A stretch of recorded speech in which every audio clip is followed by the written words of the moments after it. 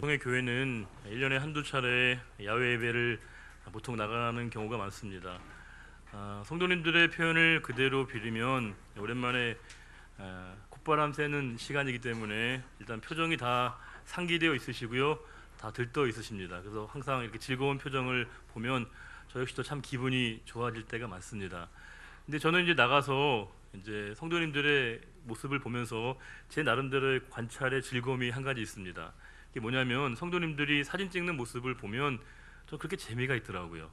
보게 되면 참 묘하게 어떤 분은 사진을 그렇게 열심히 찍으려는 분이 계십니다.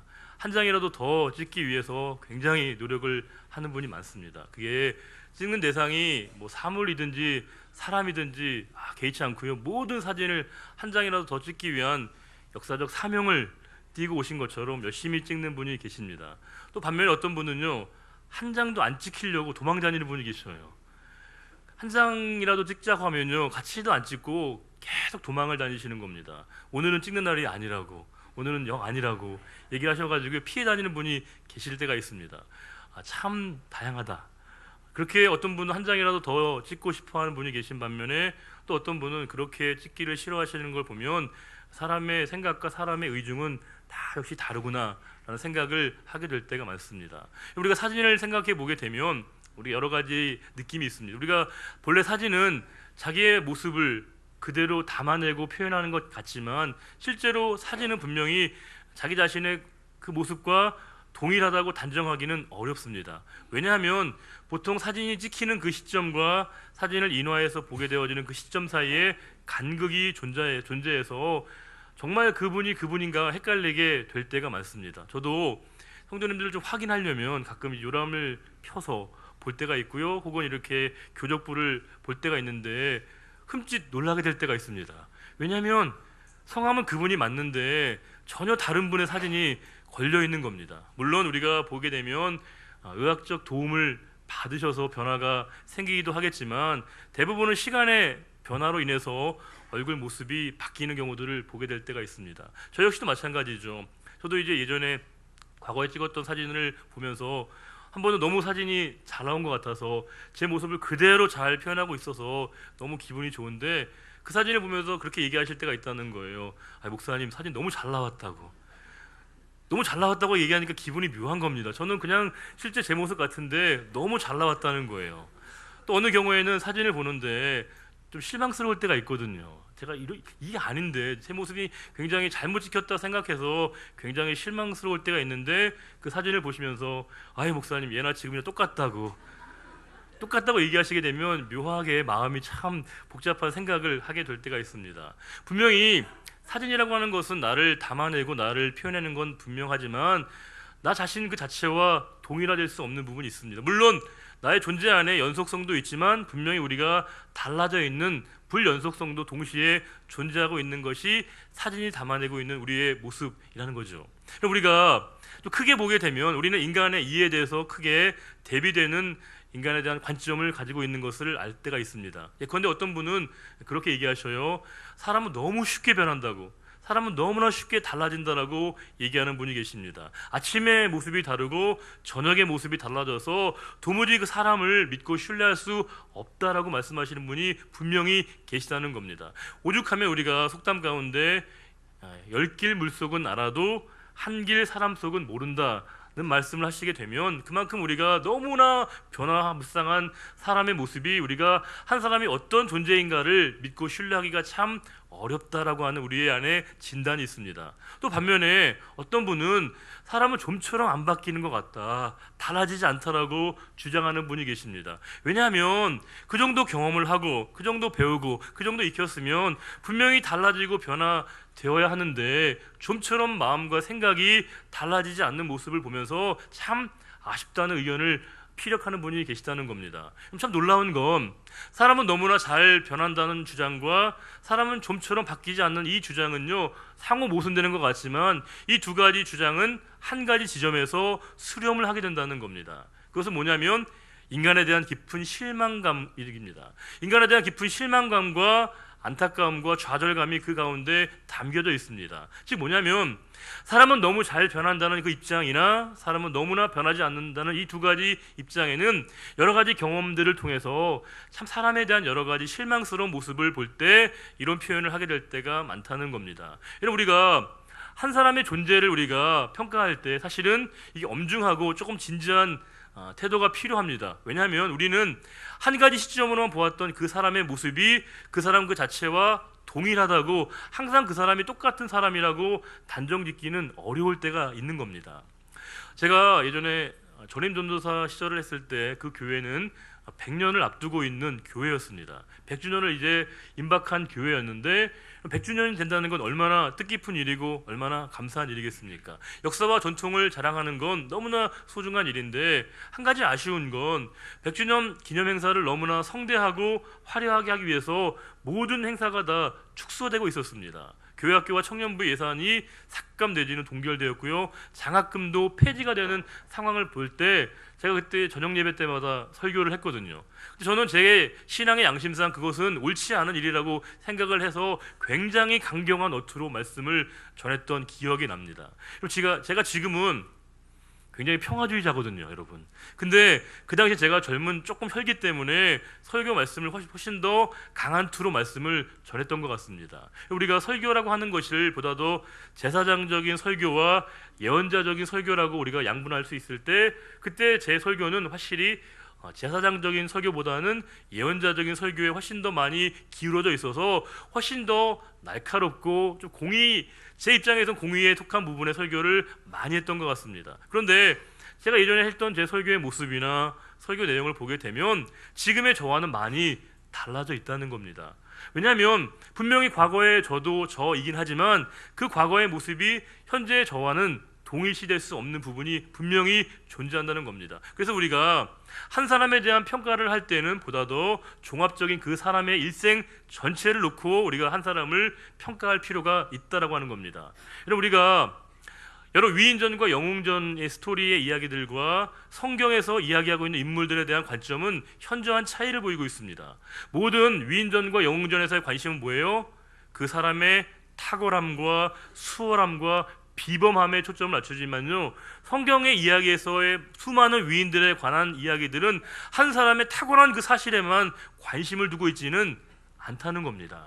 성경은 한 사람을 묘사함에 있어서 그 사람의 명과 암, 즉 빛과 그림자를 동시에 조명하고 있다는 겁니다. 한 사람이 잘한 부분이 있으면 그 사람의 실수와 넘어진 부분도 동시에 말씀하고 있는 것이 성경이 우리에게 그 한 사람에 대한 정직한 평가라고 하는 겁니다. 예를 들어서 우리가 믿음의 조상하면 누구죠? 아브라함입니다. 아브라함은 그야말로 대단한 믿음의 결단을 보여준 분입니다. 75세라고 하는 적지 않은 나이에 하나님의 부르심을 받고 고향과 친척 아비집을 떠나는 믿음의 결단을 했던 분이 바로 아브라함입니다. 게다가 100세에 얻은 그 귀한 아들을 하나님 바치라고 하셨을 때 주저하지 않고 하나님께 바쳤던 믿음의 사람이 바로 아브라함입니다. 그런데 성경은 이런 아브라함만 묘사하고 있는 게 아니라 대단히 실망스러운 아브라함의 이야기도 동시에 주고 있다는 겁니다. 하나님께서 분명히 사라를 통해서 그의 후사를 주시겠다고 약속하셨는데 시간이 지나도 사라가 아들을 낳을 기미가 보이지 않자 사라의 제안을 받고 아브라함이 사라의 제안에 숟가락을 얹죠. 그래서 사라가 제안했던 하갈을 통한 아들을 얻어서 그것이 바로 이스마엘 아니겠습니까? 분명히 하나님이 그에게 약속의 말씀을 주셨고 번번이 그에게 믿음의 약속을 주셨음에도 불구하고 하나님의 약속을 신뢰하지 못하는 아브라함의 모습은 참으로 우리에게 실망스러운 모습이 아닐 수 없다는 거죠. 게다가 아브라함은 위기의 상황에 닥칠 때마다 자신의 아내를 좀 팔아먹는 파렴치한 모습을 보여준다는 겁니다. 제가 그 이야기를 볼 때마다 아무리 많이 생각을 해도 거듭 생각해도요, 저는 그렇게 하지 않을 것 같아요. 저는 아무리 위기를 닥쳐도 제가 집사람을 팔아먹는 그런 일은 하지 않을 것 같은데 아브라함은 그런 일들을 했다라고 하는 것은 참으로 우리에게 실망스러운 아브라함의 모습을 그대로 보여주고 있다는 겁니다. 모세는 어떻습니까? 만약에 이스라엘 사람들에게 가장 한 사람의 위대한 사람을 꼽으라고 한다면 그 투표 가운데 항상 1위를 차지할 사람이 바로 모세입니다. 그만큼 이 모세라고 하는 존재는 이스라엘 백성들에게 남다른 위상을 차지하고 있습니다. 모세가 이스라엘 백성들에게 그렇게 위대한 인물로 각인된 것은 그가 바로 출애굽의 영웅이었다는 것이겠죠. 수백만의 사람들을 거느리고 이 출애굽의 대역사를 이루었던 그 모세의 생애는 그야말로 장관입니다. 그런데 성경은 이런 모세만을 이야기하고 있지 않다는 거예요. 모세는 동시에 혈기를 잘 다스리지 못했던 사람인 것 같습니다. 자신의 감정을 잘 통제하지를 못했던 사람인 것 같습니다. 그래서 그 혈기가 받쳐서 사람을 살해하고 마는 안타까운 모습을 보여주기도 하고요. 또 이 모세의 궁극적인 소망은 가나안 땅에 들어가는 것이었습니다. 젖과 꿀이 흐르는 그 가나안 땅에 들어가는 것이 모세의 유일한 염원이었는데 그가 하나님의 말씀을 과도하게 이행하면서 그 바위를 지팡이로 치는 그 명령을 그가 그대로 수행하지 못함으로 말미암아 그가 그토록 염원했던 가나안에 들어가지 못했던 사람의 모습이 바로 모세라고 하는 겁니다. 그럼 다윗은 어떻습니까? 다윗은 그야말로 전쟁의 영웅이죠. 연전연승의 승리의 장수였습니다. 이 다윗의 생애에 가장 빛나는 승리가 바로 다윗과 골리앗의 싸움이었습니다. 그런데 다윗은 이렇게 승리한 모습만 보여주는 게 아니었습니다. 다윗은 수많은 전쟁에서 피를 흘림으로 말미암아 그가 그토록 바랬던 성전 건축을 하나님으로부터 허락받지 못하고 아들 솔로몬에게 이양해야 됐던 책임을 지게 됐던 사람이 바로 다윗입니다. 게다가 다윗의 말년은 그야말로 비참합니다. 아들들이 권력 암투로 말미암아 참으로 비참한 생애를 마감했던 인물이 바로 다윗이라고 하는 겁니다.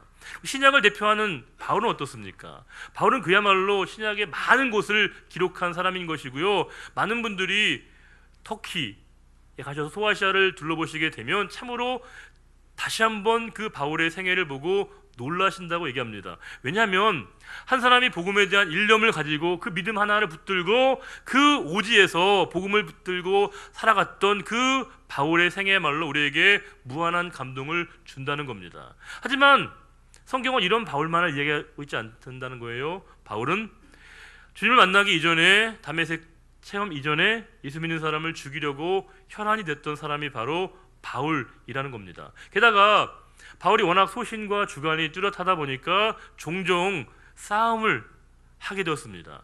바나바와 싸우게 되기도 하고요. 베드로와도 싸움을 벌였던 인물이 바로 이 바울이라고 하는 것입니다. 성경은 이 모든 인물의 명과 암을 빛과 그림자를 동시에 조명한다는 겁니다. 그래서 우리가 누구를 본받아야 된다, 이 말은 좀 신중할 필요가 있다는 거예요. 아브라함을 본받아야 된다, 다윗을 본받아야 된다, 요셉을 본받아야 된다라고 하는 말은 상당한 우리가 주의가 필요하다는 거죠. 어느 시점에 아브라함이냐가 중요한 것이고요, 어떤 때에 다윗이냐가 보다 더 중요하다는 겁니다.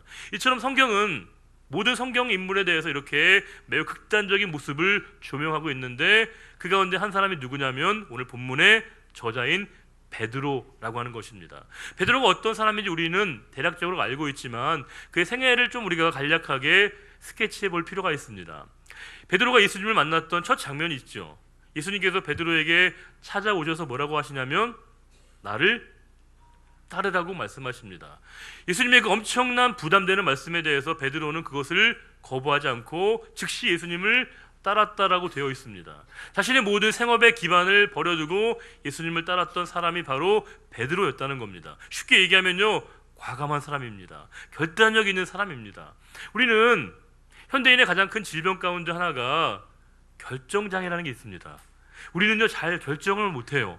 왜냐하면 사소한 거 하나도 판단을 내리고 결정을 내리는데 신중하다는 미명하에 잘 판단을 못 내리는 경우가 너무 많다는 겁니다. 예컨대 우리가 어느 학교에 갈지, 어느 회사에 들어갈지, 어떤 사람을 남편과 아내로 맞이할지 이런 진지한 결정도 있지만 음식점에 가도요 우리가 무엇을 먹어야 될지가 잘 고르는데 애로사항을 겪는 경우가 많다는 거예요. 그래서 우리가 어떤 경우에는 본인이 판단을 하지 못하고 다른 사람에게 이 판단권을 위임하게 되는 경우가 있다는 겁니다. 그만큼 우리 모두는 어떤 일을 직접적으로 행하는데 상당히 어려워하는데 베드로는 그렇지 않았다는 겁니다. 보다 더 과감하게 결단력 있게 예수님을 따르는 베드로의 모습을 성경은 우리들에게 이야기해 주고 있습니다. 거기에 머무르지 않습니다. 예수님 주변에는 항상 예수님을 동행했던 세 명의 제자가 나옵니다. 그가 바로 베드로와 야고보와 요한이죠. 그 가운데 베드로를 우리가 뭐라고 부르냐면 예수님의 수제자라고 부른다는 겁니다. 모든 제자 가운데 가장 으뜸이 된다라고 하는 표현인데 베드로가 예수님의 수제자라고 하는 말은 뭘 의미하겠습니까? 그만큼 그가 예수님의 말씀을 가장 지근 거리에서 들었던 사람인 것이고, 예수님의 기적을 가장 현장에서 목도했던 대표적인 인물이 바로 베드로였다는 겁니다. 이건 한 사람이 누릴 수 있는 최고의 특권을 베드로가 누린 것이라고 할 수 있습니다. 게다가 베드로의 생애 가장 압권인 장면은 마태복음 16장에 나옵니다. 가이사랴 빌립보에서 예수님이 제자들에게 물으십니다. 너희는 나를 누구라고 하느냐? 라고 하는 예수님의 질문에 대해서 제자들이 그들이 알고 있었던 내용들을 예수님께 보고하게 됩니다. 그때 예수님이 바로 제자들에게 전공법을 구사하시죠. 그러면 너희는 나를 누구라고 하니?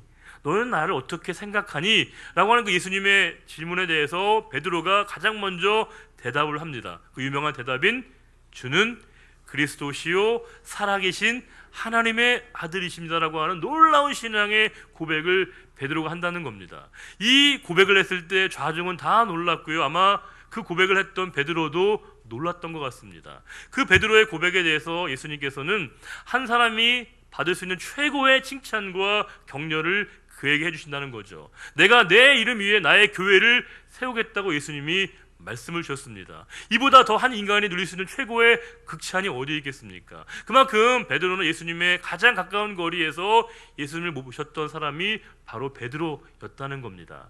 그런데 성경은 이런 베드로만을 얘기하고 있지 않는다는 거예요. 우리가 마태복음 14장을 보시게 되면 예수님께서 물 위를 걸으셨을 때 예수님의 제자인 베드로가 나도 한번 걸어보겠다라고 얘기합니다. 그때 예수님의 그 허락을 받고 베드로가 이제 물 위를 걷게 되는데, 그가 풍랑을 보고 이 파도를 보고 바람을 보고 놀라게 돼서 바다에 빠지게 됩니다. 그 베드로를 건져주시면서 예수님이 뭐라고 하시냐면 믿음이 적은 자라고 얘기하신다는 거예요. 분명히 예수님을 온전히 전적으로 신뢰해야 함에도 불구하고 온전하게 신뢰하지 못하는 베드로의 모습을 성경은 이야기해주고 있다는 겁니다. 마가복음 9장을 보시게 되면 예수님이 그 소위 얘기하는 변화산에 올라가시게 됩니다. 변화산에 올라가셔서 그 자리에 구약을 대표하는 모세와 엘리야가 그곳에 임하게 되어졌을 때 이 황홀한 경험에 대해서 베드로가 놀라운 그런 자기 자신의 반응을 보이면서 예수님에게 그런 얘기를 하죠. 예수님 여기에다가 텐트 3개를 지었으면 좋겠습니다. 하나는 주님을 위해서, 하나는 모세를 위해서, 하나는 엘리야를 위해서 이 텐트 초막을 지었으면 좋겠습니다라고 하는 얘기를 이 베드로가 예수님에게 한다는 거예요. 근데 성경을 보게 되면 뭐라고 되어 있냐면 그는 자기가 무슨 말을 하는지도 몰랐다라고 되어 있습니다. 정신을 잃어버린 거죠. 요즘 우리들의 전문적인 용어로 얘기하면 뭐예요? 멘붕이에요, 멘붕. 본인이 무슨 생각과 무슨 판단을 하는지도 모르는 그 베드로의 모습을 우리가 읽을 수 있다는 겁니다. 하지만 역시 베드로의 삶의 가장 치명적인 실수는 뭐겠습니까? 예수님이 체포되셨을 때 그 사람들의 상황 가운데 베드로가 예수님을 부인하죠. 몇 번에 걸쳐서? 3번에 걸쳐 베드로가 예수님을 부인합니다. 그런데 놀라운 사실은 단순하게 그가 예수님을 배신하고 배반할 뿐만이 아니라 부인할 정도가 아니고요, 예수님을 저주했다고 되어 있습니다. 예수님을 저주하면서 부인했던 게 바로 베드로라는 겁니다. 자, 그러면 이 두 가지 양면성의 이 베드로를 보면서 여러분 어떤 베드로가 진짜 베드로입니까? 우리가 베드로를 보면서 좀 고민이 된다는 거예요. 왜냐하면 베드로의 생애는 정리가 잘 안 돼요. 과연 베드로를 한 가지 단어와 한 가지 용어로 정리하고 표현하기가 대단히 어려운 인생입니다. 굉장히 복잡 다단해서 도대체 이 베드로는 어떤 사람이고 그가 지향하고 있는 것이 무엇인가를 우리가 단언하기가 쉽지 않은 인생이 바로 베드로라고 하는 겁니다. 우리가 보기에 굉장히 열심은 있는데 살짝 좀 불안한, 베드로가 어떤 얘기를 하면 뭔가 굉장히 뜻깊은 얘기를 할 것 같긴 한데 그 뒤에 후폭풍이 좀 걱정되어지는 인물, 굉장히 정리가 되지 않은 인생이 베드로라고 하는 삶의 모습 가운데 담겨 있다는 겁니다. 게다가 이 베드로의 이 모든 고백을 보게 되면 그는 굉장히 남성적인 에너지가 철철 넘치는 전형적인 마초 같은 인물임을 우리가 알 수 있다는 겁니다. 굉장히 남성적 에너지가 넘쳐서 혈기로 넘쳐나는 그 베드로의 모습이 우리가 알아낼 수 있는, 우리가 성경을 통해서 알 수 있는 베드로의 모습이라는 거죠. 그런데 오늘 우리가 보게 될 이 베드로 전서에서의 묘사되고 있는 베드로의 모습은 우리 예상과는 조금 다른 모습을 보여주고 있다는 거죠. 4장 12절 한번 보겠습니다. 4장 12절에 같이 한번 읽어볼까요? 사랑하는 자들아, 너희를 연단하려고 오는 불시험을 이상한 일 당하는 것 같이 이상히 여기지 말고. 베드로가 교인들과 성도들을 뭐라고 지칭하고 있냐면 사랑하는 자들아 이렇게 부르고 있다는 겁니다. 2장 11절에도 뭐라고 되어 있냐면 사랑하는 자들아. 습관적이에요. 사랑한다고 얘기하고 있다는 거예요. 4장 8절은 더 놀랍습니다. 무엇보다도 뜨겁게 서로 사랑할지니 사랑은 허다한 죄를 덮느니라. 5장 14절은 더 놀랍습니다. 너희는 사랑의 입맞춤으로 서로 무난하라. 그럼 이게 사도 요한의 표현이 아닙니다. 베드로의 이야기입니다. 베드로의 고백이에요. 남성적 에너지가 철철 넘치고 정리가 잘 안 된 인생처럼 보였던 베드로가 사랑하는 자들아라고 얘기하면서 끊임없이 사랑을 말하고 있고 사랑을 고백하고 있는 이 베드로를 우리가 말씀 가운데서 발견할 수 있다는 겁니다. 우리가 한 사람의 존재 안에는 그 사람의 인격과 개성이 이렇게 담겨 있게 되거든요. 적어도 우리가 이 말씀을 보게 되면 우리가 익숙하고 친숙했던 베드로 같지는 않아 보인다는 겁니다. 제가 예전에 몇 년 전에 머리 스타일을 미용실 갔다 온 적이 있는데 저도 좀 마음에 안 들었었어요. 근데 안 들었는데 집에 딱 들어가는 순간에 저희 작은 녀석이 저의 머리를 딱 보고 하는 말이 뭐였냐면 김정은 닮았다고 얘기하는 거예요. 김정은 닮았다고. 그렇지 않아도 마음에 안 들었는데 그 말이 저한테 비수가 되었죠, 여러분. 물론 여러분 저희 아이가 저한테 욕한 건 아니었어요. 근데 하루 종일 기분이 안 좋더라고요, 되게. 물론 이해가 됐습니다. 왜냐하면 아이 모습을 볼 때는 그 이상한 머리 스타일 있잖아요. 그 머리 스타일만 보면 누군가를 떠올리게 되는데 마침 제가 그때 머리를 잘랐을 때 짧게 잘랐던 모습이 북한에 있는 그 친구를 떠올리게 했던 것 같습니다. 그래서 저한테 이제 그 얘기를 했던 거죠. 우리가 범죄 심리학자들이 그런 얘기를 해요. 법 보행 전문가라고 하는 게 있습니다. 이분들은 뭐냐면요, 사람의 걸음걸이에도요 고유한 개성이 담겨 있다는 겁니다. 저도 사실 걸음걸이가 별로 안 좋아요. 그런데 모든 사람의 그 걸음걸이에는 고유한 특징이 있어서 걸음걸이만 보게 되면 범죄자를 유추하고 추적할 수 있는 단서가 된다는 겁니다. 그럼 우리가 한 사람의 머리 헤어스타일을 봐도 걸음걸이를 봐도 그 사람의 고유한 특징과 개성이 담겨 있는데 그 사람의 말과 화법은 어떻겠습니까? 말 속에는 그 사람의 인격과 고유한 개성이 다 담겨 있을 수 있는데 적어도 우리가 알고 있는 이 베드로는 이런 얘기를 할 사람이 아니거든요. 매우 다정다감하고 따뜻한 모습의 베드로를 읽어낼 수 있다는 겁니다. 그럼 과연 베드로에게 어떤 변화가 일어났길래 어떤 삶의 인식이 있었길래 이런 베드로의 고백이 가능했을까라고 하는 겁니다. 우리 4장 12절 보시게 되면요, 너희를 연단하려고 오는 불시험을 이상하게 여기지 말라고 되어 있습니다. 이 불시험이라는 말은 중의적인 표현이에요. 한 가지는 뭐냐면 말 그대로 비유적인 표현으로 불같은 격렬하고 맹렬한 시련을 얘기하는 것이고요. 또 다른 의미는 뭐냐면요, 실제로 이 당시에는 예수님을 믿는다는 사실 때문에 화형당하는 많은 사람들이 있었습니다. 이건 사실적 묘사이기도 하다는 거예요. 우리가 이 불같은 시험이라는 단어를 13절 이하에서는 베드로가 뭐라고 얘기하고 있냐면요, 고난으로 얘기하고 있다는 겁니다. 즉 고난이라는 단어와 이 불같은 시험은 서로 간에 상호 간에 교차할 수 있는, 치환될 수 있는 단어라고 하는 겁니다. 이 말은 뭐냐면 베드로가 그 누구보다도 이제 고난에 대한 깊은 의미를 깨닫고 있다라고 하는 겁니다. 우리가 파스코라고 하는 단어가 고난받다라고 하는 단어인데 이 단어가 베드로 전서에 무려 12번이 나옵니다. 베드로 전서 이외에는 11번밖에 안 나와요. 숫자가 모든 것을 말하는 건 아니지만 그만큼 이 베드로 전서에는 고난에 대한 깊은 이해와 성찰을 베드로가 하고 있음을 일러주고 있다는 겁니다. 물론 베드로는 이전에 예수님을 따라다니면서 공생의 기간에 많은 힘든 시간을 버텨내고 견뎌낸 사람이었습니다. 예수님을 따라다닌다는 그 사실 때문에 모든 수모와 고통을 다 경험한 사람이었는데 오늘 이 말씀에는 전혀 다른 고난에 대한 이해를 그가 하고 있다는 거예요. 고난을 두려워하지 말고 고난을 기뻐하고 고난을 우리가 즐겁게 맞이하라고 이 베드로가 얘기하고 있다는 겁니다. 이유가 뭐겠습니까?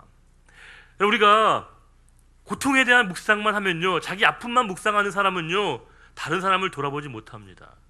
자기 고난만 생각하는 사람은요 남을 돌아볼 여유가 없습니다. 그러나 나의 고통을 넘어서서 고난의 신비를 묵상하는 사람은요 자기 아픔을 통해서 타인의 아픔을 이해하게 된다는 겁니다. 타인의 고통과 아픔의 상처에 우리가 다다를 수 있는 그 마음이 열리게 된다는 거예요. 자기의 고통만 묵상하는 사람은요 궁극적으로 자기 연민의 감정에 빠질 수밖에 없습니다. 그러나 고난을 묵상하면요, 그 고난을 주신 하나님의 참된 의도와 뜻을 알게 됨으로 말미암아 고난마저도 축복의 통로라고 하는 것을 알게 된다는 겁니다. 고난을 통해서 이전까지 알지 못했던 하나님의 놀라운 사랑의 신비를 그가 깨닫게 되어지는 그 지점에 도달될 수 있다라고 하는 겁니다. 베드로는 이제 예수님을 통해서 전혀 다른 고난에 대한 이해와 고백을 그가 하게 되었다는 겁니다. 그러면서 이 베드로가 이 고난을 이겨낼 수 있었던 그 강력한 힘이 1장 3절에 있습니다. 1장 3절 한번 보겠습니다. 우리 주 예수 그리스도의 아버지 하나님을 찬송하리로다. 그의 많으신 긍휼대로 예수 그리스도를 죽은 자 가운데서 부활하게 하심으로 말미암아 우리를 거듭나게 하사 산 소망이 있게 하시며, 이 베드로 전설을 보게 되면 이 베드로가 두 가지 형태의 고난을 얘기하고 있습니다. 모든 고난을 다 즐겁게 기쁘게 맞이하라고 한 게 아니고요, 피해야 될 고난이 있다는 겁니다. 회피해야 될 고난이 있다는 거예요. 4장 15절 한 번만 더 읽어보겠습니다. 4장 15절. 너희 중에 누구든지 살인이나 도둑질이나 악행이나 남의 일을 간섭하는 자로 고난을 받지 말라. 이런 고난을 받지 말라는 거예요. 이 말씀 읽으면서 재밌지 않으세요?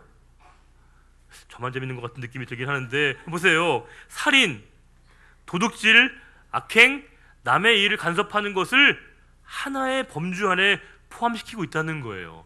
우리도 남의 일 얼마나 좋아해요. 남의 일 간섭하는 거 얼마나 좋아해요. 왈가왈부하는 거 되게 좋아하잖아요. 개입하고 우리가 간섭하는 거 비교적 좋아하잖아요. 그런데 그 일들을 살인과 도둑질과 악행과 같은 카테고리 안에 넣고 있다는 겁니다. 그 일 때문에 당하는 고난은 진짜 고난이 아니라는 거예요.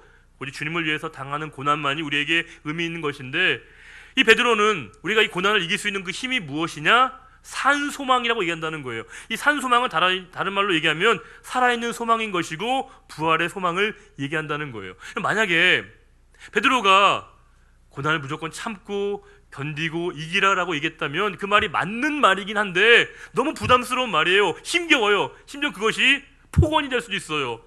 근데 이 베드로의 말이 우리에게 복음과 진리가 되는 건 뭐냐면, 고난을 당할 때 이 고난을 이길 수 있는 그 힘이 뭐냐? 산소망, 살아있는 소망, 영원한 소망 대신 부활의 참 소망을 우리가 경험하고 깨닫고 느끼는 자에게, 경험한 자에게 고난과 아픔을 이겨낼 수 있는 그 힘이 우리 주님의 부활 가운데 있음을 이 베드로가 우리들에게 전해주고 있다는 겁니다. 그러면서 19절 이렇게 얘기하고 있어요.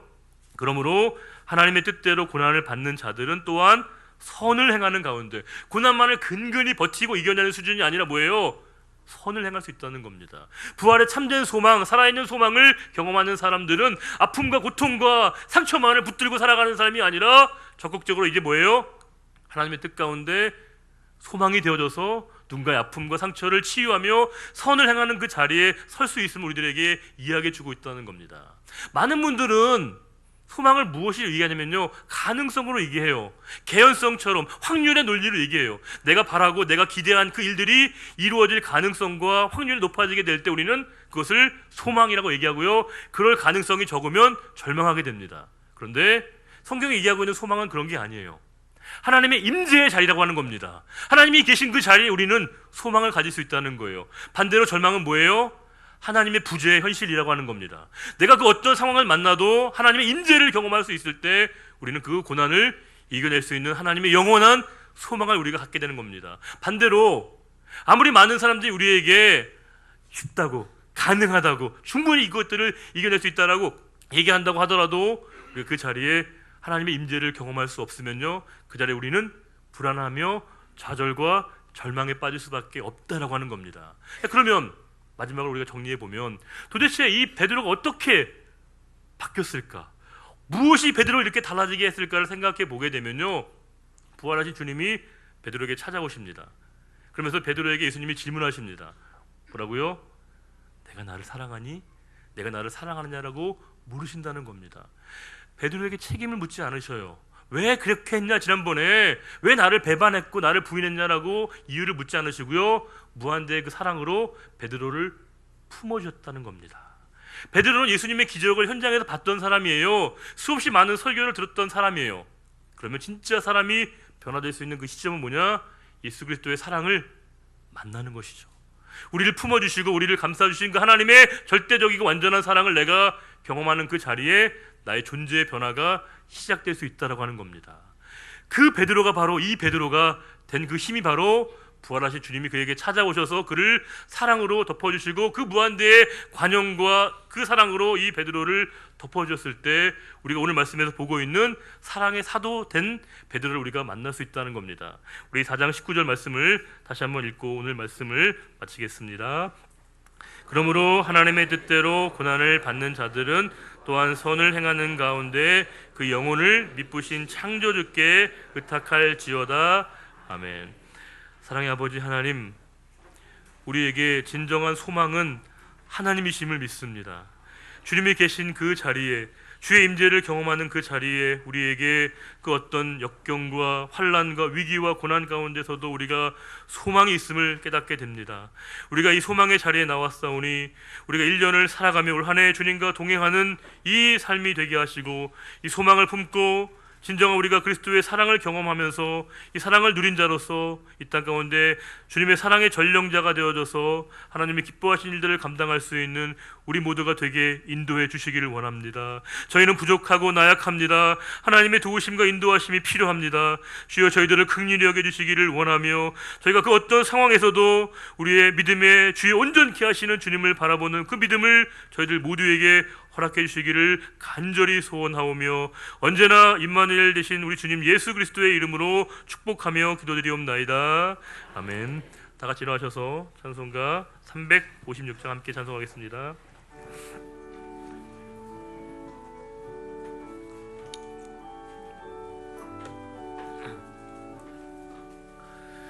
주 예수 이름 소리 높여 찬송드리니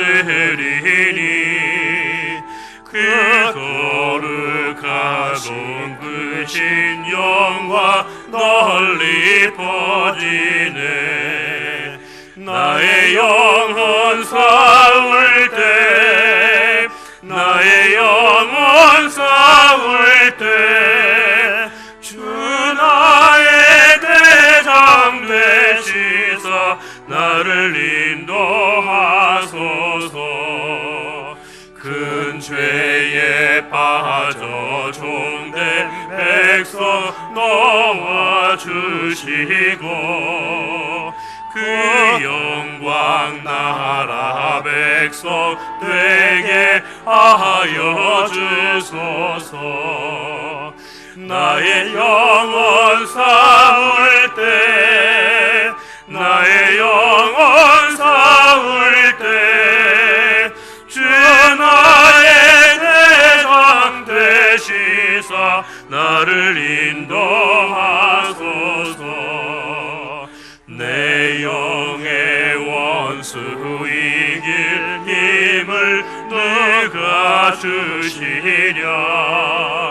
그 악한 마귀 정복하리 구주 예수라.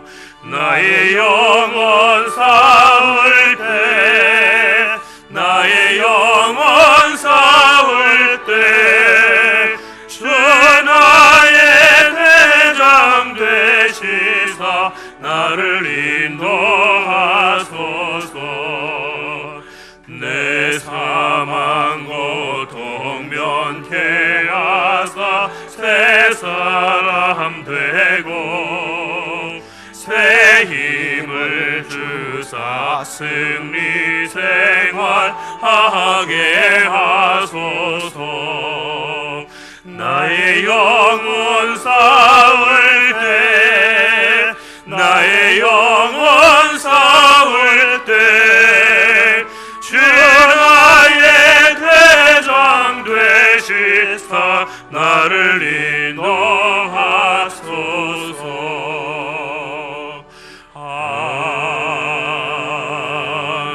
아멘. 여호와는 내게 복을 주시고 너를 지키시기를 원하며 여호와는 그의 얼굴을 내게 비추사 은혜 베푸시기를 원하며 여호와는 그 얼굴을 내게로 향하여 드사 평강 주시기를 원하노라. 이제는 우리 주 예수 그리스도의 은혜와 하나님 아버지의 그 크신 사랑하심과 성령님의 임재 교통 충만케 하심이 오직 주님을 영원한 우리의 소망으로 삼아 한 해 동안 귀한 믿음의 길을 달려가기로 다짐하는 우리의 거룩한 결단과 믿음의 고백 위에 이제로부터 영원히 함께해 주시기를 간절히 축원하옵나이다.